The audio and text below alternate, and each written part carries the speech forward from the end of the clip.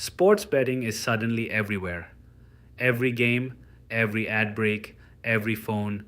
The biggest companies are worth billions of dollars. And for years, here is the strange part. They barely made a profit at all. They lost billions, season after season, on purpose. The biggest sportsbook burned through more than $6 billion before it ever turned a profit.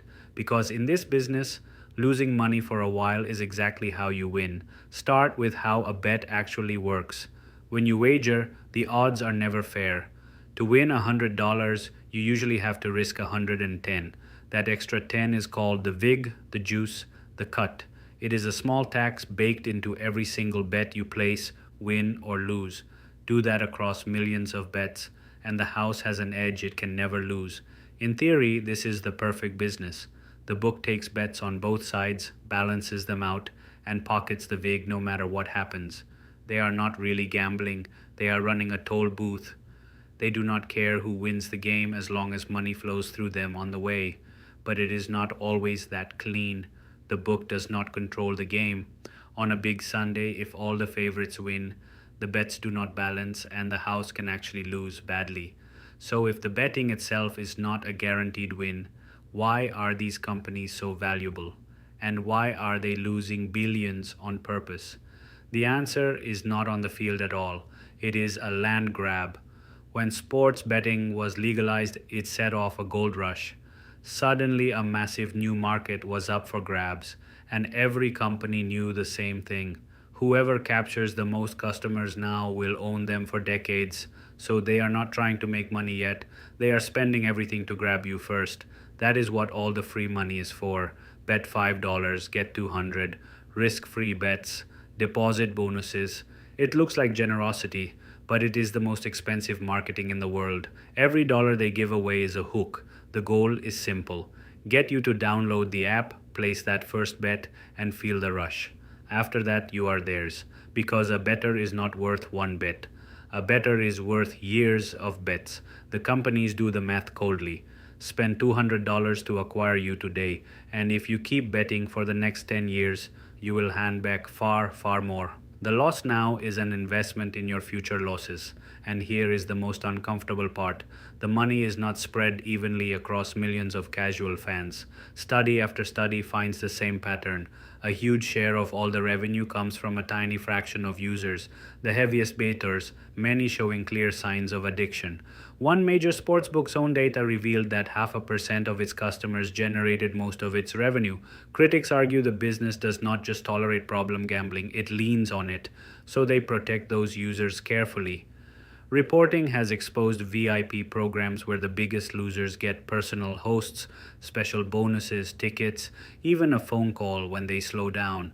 It can sound like luxury, but critics say the real purpose is simple: keep the heaviest gamblers gambling. The more you lose, the more attention you get. Then there is the product itself, built to keep you tapping. The newest feature is microbetting. You no longer just bet on the game, you bet on the next pitch, the next play, the next serve.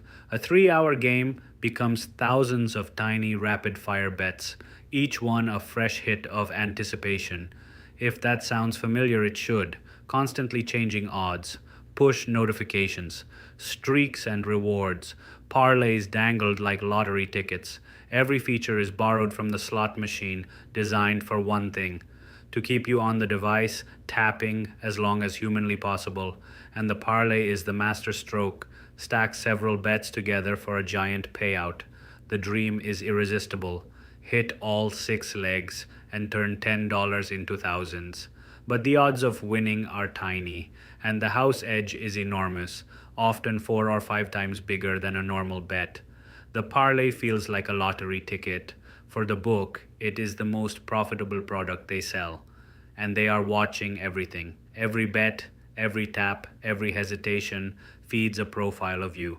They know who chases losses, who bets late at night, who is most likely to keep going. And they use that to nudge exactly the right people with exactly the right offer at exactly the wrong moment. And to protect all of this, they help write the rules. Armies of lobbyists shape how each state legalizes betting, fighting to keep taxes low and oversight light. The same companies profiting from the bets are quietly helping decide how loosely those bets are governed. That is regulatory capture happening in real time. And the ground is starting to shift. After years of deliberate losses, in 2025 the strategy finally flipped, and the biggest book turned its first ever annual profit. The land grab had worked, but the machine is now drawing serious heat. New lawsuits accuse the sports books and even a major sports league of building products that are, in the words of the complaint, unreasonably dangerous. The companies deny any wrongdoing, but for the first time, the entire model is being put on trial. So let's close the loop. Who wins? The sports books, who are buying a generation of lifelong bettors at a discount, and the leagues and media, now soaked in betting money. And who pays? The casual fans, slowly bled by the VIG, and the heaviest gamblers, the ones who cannot stop, who quietly fund nearly the whole machine. So, what is sports betting really? It is not in the business of selling you a bet, it is in the business of selling engagement and harvesting the people who cannot log off. The house that loses billions today is not failing. It is buying your attention now so it can take your money for the rest of your life.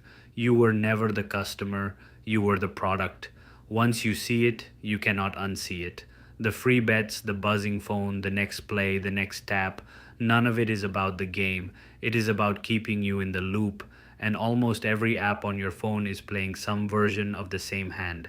So tell me, which system should we take apart next? Subscribe, and we will keep following the money, one system at a time.